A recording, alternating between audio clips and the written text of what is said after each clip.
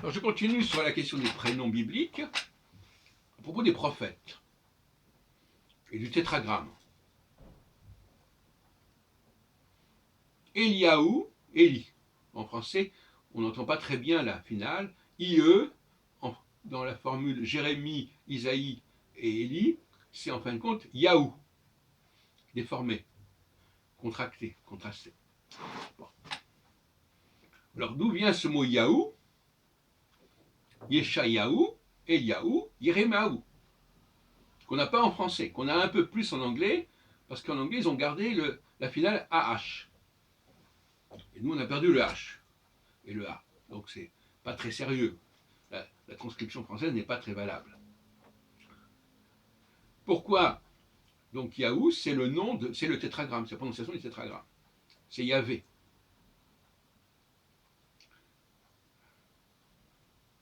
Yudhe, Vav, He. Alors,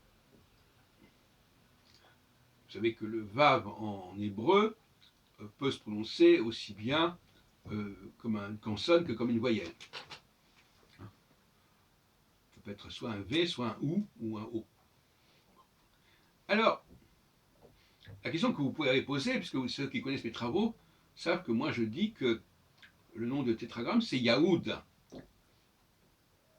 Yahoud, donc il manque un dalet, ou plutôt le dalet a été remplacé par un He, car un deuxième He. Et donc on ne trouve pas Eliaoud, on trouve, bien qu'il y ait des gens qui s'appellent Ehud Barak par exemple, on ne trouve pas Yeremiaoud, etc. Bon. Mais on trouve en revanche Yehuda et Yehudim, les Juifs. Bon. Donc le dalet, il existe bien quelque part. Mais il a disparu pour les prénoms, pour les noms des certains prophètes. À mon avis, parce qu'on a voulu, à un moment donné, les Israélites, c'est-à-dire les ennemis de Juda, mais qui sont intervenus considérablement dans la transmission de la Bible, telle que nous la connaissons en tout cas,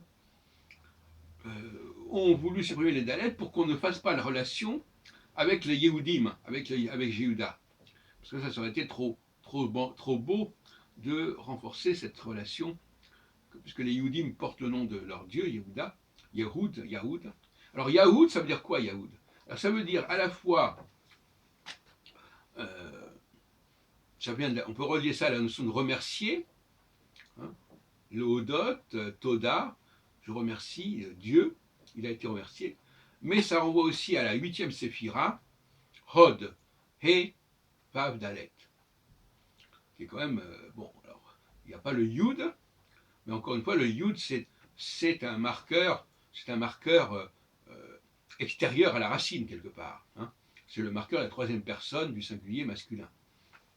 Donc, la véritable structure, c'est le He, Vav, Dalet, et pas le Yud. C'est ce qu'on peut croire. Le Yud n'a aucune valeur, en fin de compte, parce que c'est simplement une valeur grammaticale. En hébreu, dès que je veux dire que telle personne va faire ceci, on va dire Yud plus la racine. Là, on exagère le rôle du Yud. Et Hod, donc, c'est la gloire, qui est pas mal quand même.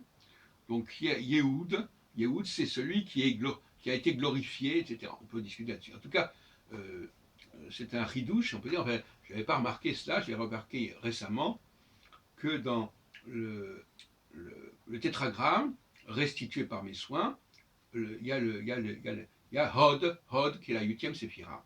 Une séphira qui renvoie à la Kabbale, à l'arbre séphirotique, etc.